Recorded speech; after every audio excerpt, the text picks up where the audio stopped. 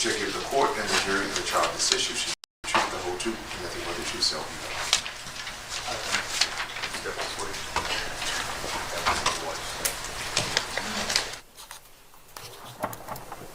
All right, good morning.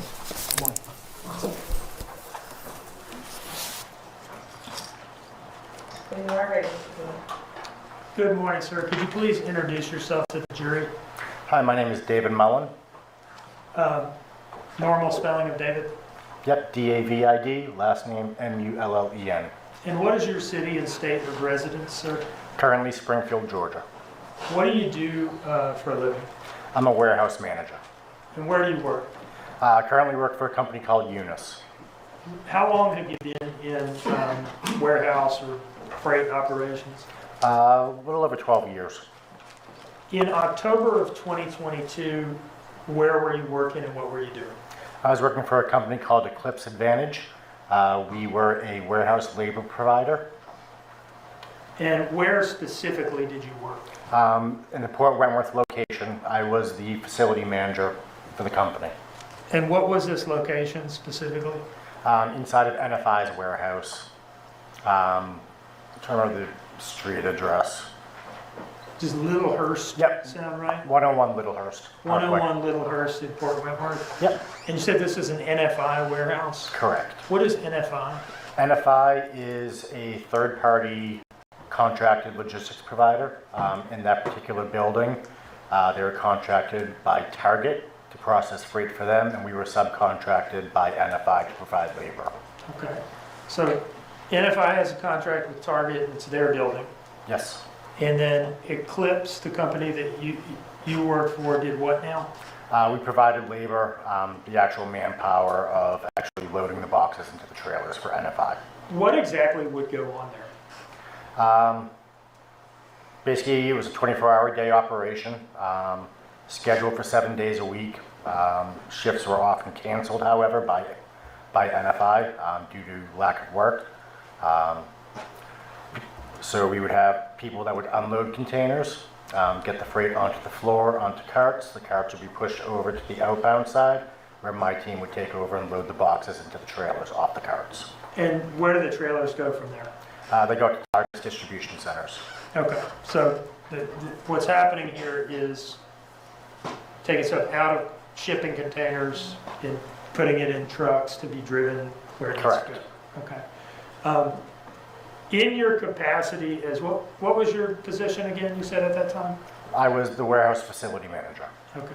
And in that capacity, did you meet the defendant, Leilani Simon? Yes, I did. And did you meet Daniel Youngkin? Yes, I did. And did you meet Paul Simon? Yes, I did. How did you meet all these people? They were all employed by Eclipse, so they all reported up through other people to me.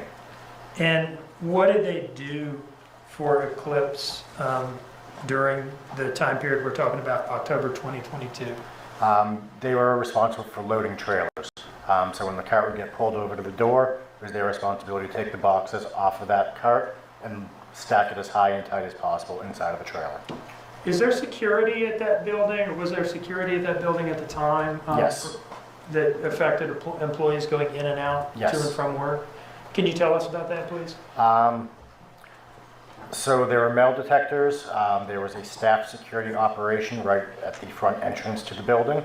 So all employees had to go through the metal detectors. For any reason, the metal detector went off. Security would then wand them.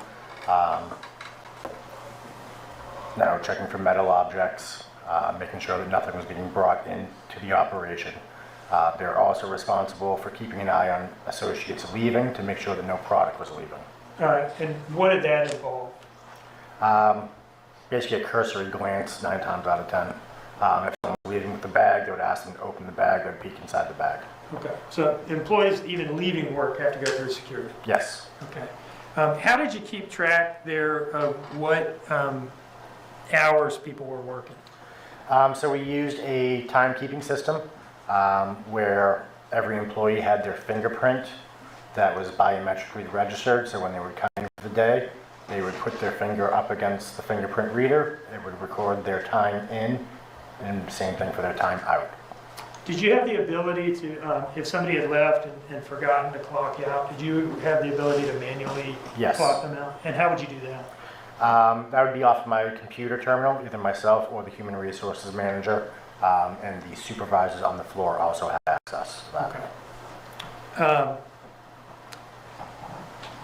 Did, at some point during the investigation of this case, did the FBI make contact with you? Yes, they did. And was there a Chatham County Police detective there as well? Yes. Okay. And what were they asking you for? They asked me for if I any time card records of the defendant or Danny Youngkin or Paul Simon. And were you able to pull responsive documentation? Yes. And did you give time cards for the three of them Yes. to the FBI? Do you see in front of you 3 documents marked as States Exhibits 36, 37, and 38? Yes, I do. Do you know what those documents are? Yep, those are printouts of the time cards. Are those copies of what you gave to the FBI during the investigation? Yes, they are. And did those time cards reflect when you hit export or print and produce them? Yes, they do. They are time stamped at the top, time and date. And what was the date that you produced those to the FBI? That was October 6th. Okay. Are these timesheets we're looking at, are these maintained in the ordinary course of business at Eclipse? Yes. And did they reflect things as they happened at the time that they happened? Like if they say somebody clocked in at this time, that's Yes. accurate? Yes. And they're kept on file? Yep. Do you consider them business records of Eclipse Advantage? Yes. Your Honor, I would offer these in as 36, 37, and 38. No objection, Your Honor. 36, 37, and 38 are admitted without objection.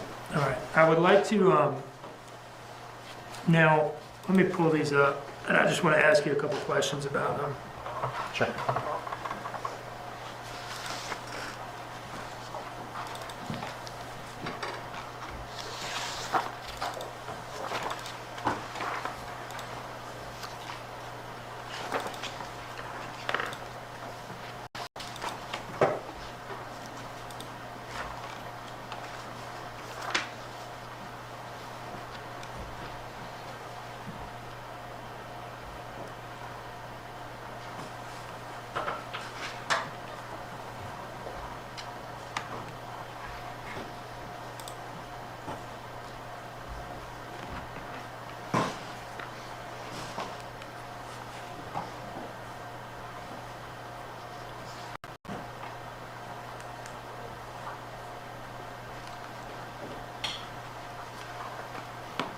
All right, this is State's Exhibit 36. Whose time card is this? That is Leilani Simon's. And can we see here the date and time that you produced this document? Yep, October 6th, 2022 at 3:54 p.m. Okay, so that date and time reflects when you printed it out or something? Correct. If it was produced on Thursday, October 6, 2022, can I take it then that on the last page at the bottom, that is the day represented by this Thursday here? Yes. Okay. And that would make this Wednesday above it Yes. October 5th? Yep. Okay, and then the Tuesday above that, October 4th? Correct. Okay. Now, this column over here, what does this reflect? That was the scheduled time that was input by one of the regional managers. Okay, so we're talking about the second, just so the record's clear, I should be a little better about this. We're talking about the second column from the left? Yes. Okay. And let me actually back out and just have you talk about these columns generally. Sorry, I'm jumping around a little bit. Yep, certainly. Leftmost column says date, Yep. pretty self-explanatory. Yes. Next column says schedule, and you just talked about that, right? Correct. What does the next column mean? That is a system notated absence. And the next column, That is their pay code, so if an employee who typically would work on first shift works on second shift, you would see a pay code update there. and the next column, That is the amount of time. and then I think the next few columns are the ones that we're most concerned with. That's the in-out transfer, in-out transfer. Can you tell us what those things refer to? Yep, so that is the actual punches. So for example, looking at what is on the screen, that very first in punch you see where it says 6:09, that was the clocked in time for that particular day. Okay, and then the next column would be the clock out time or punch Correct. out time? Okay, let's go back down now with that background to Tuesday, October 5th, and again, we're in the defendant's timesheet right now, correct? Yes. What does this reflect in terms of what she was scheduled to work that day? She was scheduled to work from 6 a.m. to 2 p.m. And what does it reflect in terms of when she actually clocked in? She clocked in at 6:08, which then flagged for a supervisor to approve. That was approved. That's what that check mark is. The approval basically just means it was acknowledged that the employee was not on time or did not punch within the 5-minute parameters before or after the scheduled punch. And then what does the next column over reflect?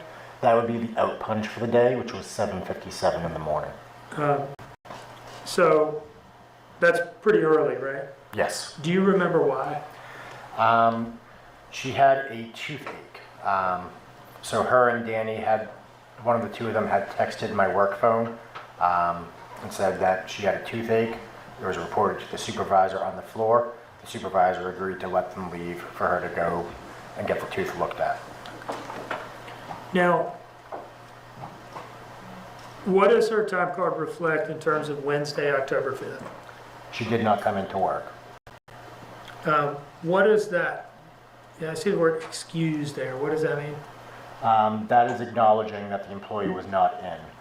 We had to either mark it as no call, no show or excused. No call, no show could lead to termination very quickly. So usually absences were marked as excused. Now, Daniel Youngkin's timesheet, is it substantially the same setup? Yes, All right. And that Tuesday and the third line from the bottom, would that be October 4th? yes. And what does that show in terms of when he was scheduled to work? He was scheduled to work from 6 o'clock in the morning to 2 o'clock in the afternoon. And is that the same shift as the defendant? Yes. And what does it show in terms of when he clocked in? He clocked in at 6:06 in the morning, again, over that 5-minute threshold, so it had to be acknowledged. And is that about the same time that the defendant clocked in that day? Yes. And when does it show in terms of when he clocked out? He clocked out at 7:56 in the morning. And is that about the same time that the defendant clocked out that day? Yes. Is this early clock out also attributable to the dentist trip? Yes. Okay. Now, moving on to Wednesday, October 5th, what does this show in terms of when he was scheduled to work? He was scheduled to work from 6 o'clock in the morning to 2 o'clock in the afternoon. And did he complete that shift? No, he did not. When does it show that he clocked in? He clocked in at 6:11 in the morning. And then what time was the clock out? The clock out was at 9:15 in the morning. What does this little check mark mean up here? That means that was manually entered because he did not hit the time clock. Okay, did you do that? It was either myself or it was Krista, the human resources manager. I believe it was myself though, because I encountered him. Do you know why he didn't manually clock out when he left that day? He was in an extreme rush when he was leaving. I actually encountered him as he was leaving the building. Can you tell us about that encounter? Sure. As I was walking into the building, security popped their head out the door and said, "Hey, someone just ran out the door." I looked over and saw Danny getting into his car. I walked over to Danny and said, why did you run out of the building? You have to let security check you out. Were you able to observe his demeanor and appearance at this time? Yes, he appeared frantic. Is probably the best word I can use to describe. He was crying, very upset. You could hear it in his voice. Something was not right. Did you see tears coming out Yes, of his I did. face? Out of his eyes? And Yes. were they coming down his face as well? Yes, Did it appear genuine to you? very Objection, much. Your Honor. Calls for speculation. Okay.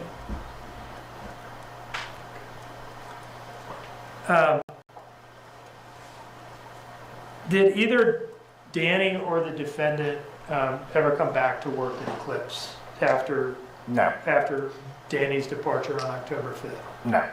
Did he leave anything at work that day when he ran out and you saw him frantic in the parking lot? Yes, he did. He had left a jacket with a pack of cigarettes in it down on the dock. And did you return that to him? Yes, I did. One of the leads had turned it into the office. We had it in the office for probably a couple of weeks. Danny then reached out, asked via text message if we knew where his jacket was.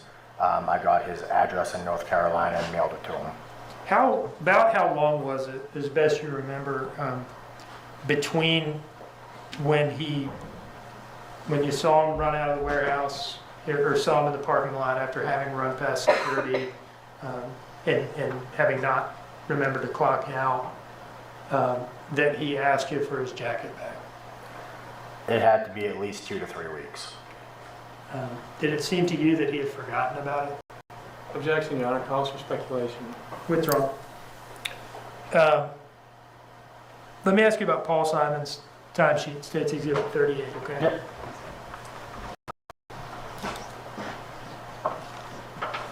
Now, I just want to go to Tuesday, October 4th. First of all, is it the case that he did not work Wednesday, October 5th, 2022, or Correct. Thursday, October 6th, 2022? Correct. All right, so the last day he worked there, at least at the time that this was produced, would have been Tuesday, October 4th. Yes. Now, there is a lot going on here in these columns Yep. for Tuesday, October 4th. Can you, first of all, tell us, was he scheduled to work this day? In the system, no, but he was on the schedule for the day. Okay, and can you tell us what these entries indicate in terms of what happened with his clock ins and clock outs that day? Yep. So he came in early that day. He came in at 11:58. And would that be AM? Correct. Sorry. Okay, so just before noon. Correct. All right, and what's the next thing that happened? The next thing you see is 2 o'clock in the afternoon. That was the end of first shift, so we had to allocate his hours from shift to shift. So in that next column where you see transfer, you see WG1 / unload. WG1 stood for work group 1, so first shift. And what's the next entry? That is a clock back in at 2:01. As he never did leave, that's the only way we could update his hours to reflect into that second shift. And the next entry? That would be his out punch for lunch break at 5:33. PM? Correct. Okay. And that next column is allocating from 2:01 to 5:33 into second shift, i.e. WG2. All right. And then what happened next in terms of his activity there on October 4th? Yep, so then he punched back in at 6:05 p.m. from lunch. And then he punched out for the day at 9:56 p.m. And was that it for Paul on October 4th? On that day, yes. Okay. Is it fair to say then that he clocked in for work around noon, took a half-hour break around 5:30, came back to work and then left work around 10 p.m. Yes. Okay. One moment, please, Your Honor.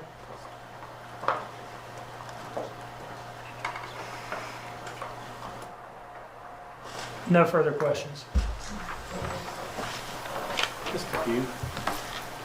Good morning, Mr. Mullins. My name is Martin Hilliard. How are you, sir? Good. So you were the direct supervisor for Paul Simon, Leilani Simon, and Danny Youngkin back in October of 2022, correct? I was the dotted line supervisor. Were you the one that they mostly interacted with regards to clocking in, checking out, getting excused, things like that? Myself or the supervisors. Well, I guess, let me just jump to this. Did you know Miss Simon back then? Yes. Interact with her? Yes. Did you know Mr. Paul Simon at that point? Yes, I did. By looking at them? Yep. Did you know Mr. Danny Youngkin by interacting with them? Yes. So if you passed them on the street, you'd know who they were, correct? Yes. I didn't see this on the sheets, but the regular shift was from 6 to 2 Yes. for Mr. Youngkin and Miss Simon, correct? Yes. And the regular shift for Paul Simon, I think, was like 2 to 10. Yes. So those are the general shifts they worked. What was your shift usually? My shift was typically more of a mid shift. So I would get in typically between 8 a.m. or 9 a.m. and I'd work over into that second shift so I could interact with both shifts. So you could kind of bridge the gap. You would, Yes. you know, Leilani and Danny would get there a little bit before you, and they would leave a little bit before you left. And generally speaking, Paul would get there a little bit before you left every day. Yes. So and how often would you say you interacted with them? Typically at least once every 2 days. Again, my responsibility is more running the business. They would have a lot of interaction with the daily floor leadership. Okay. And you said if they were more than 5 minutes late, they had to get a supervisor to check their timesheet and to approve it, correct? Yes. So it sounds like there was, any time that you were late, and I guess it didn't matter if you were clocking in, going to lunch, or whatever, the supervisor would have to approve that, and that's what those little check marks Yes. were? Did y'all have any policy about smoke breaks or anything like that? No firm policy. If the team was standing around waiting for work, they could go have a cigarette. To do that, they had to leave the floor, go through a security checkpoint, but still stay within the premises of the building. Okay, so was it like a designated area that they would Yes. have to go to? And is that where all the employees and supervisors had to go to smoke? Yes. All right. And did you ever see Miss Simon out there smoking? Yes. Mr. Simon? Yes. Mr. Youngkin? Yes. Okay. And I'm not prying, I'm an ex-smoker, but did you smoke with him as well? Yes. Okay. And how often would you see them out there? And I'm not, would you see them once a week, once a day? I mean, That's usually where I interact with them the most, honestly. So once every 2 days. so On average. that's where you'd see them all, was out there smoking, correct? Okay. And you said you returned Mr. Youngkin's jacket to him, Yes. and in the jacket was a pack of cigarettes? Yes. And what type of cigarettes did Mr. Youngkin smoke? I don't recall. I want to say, I'm not positive, but I want to say it was like Marlboro menthol or something. And you smoked with him on more than one occasion in the Yes. smoke break, I guess the smoke break area? Yep. Thank you. That's all the questions I have. Thank you, Mr. Mullins. Thank you. Thank you. Anything further, Mr. Dean?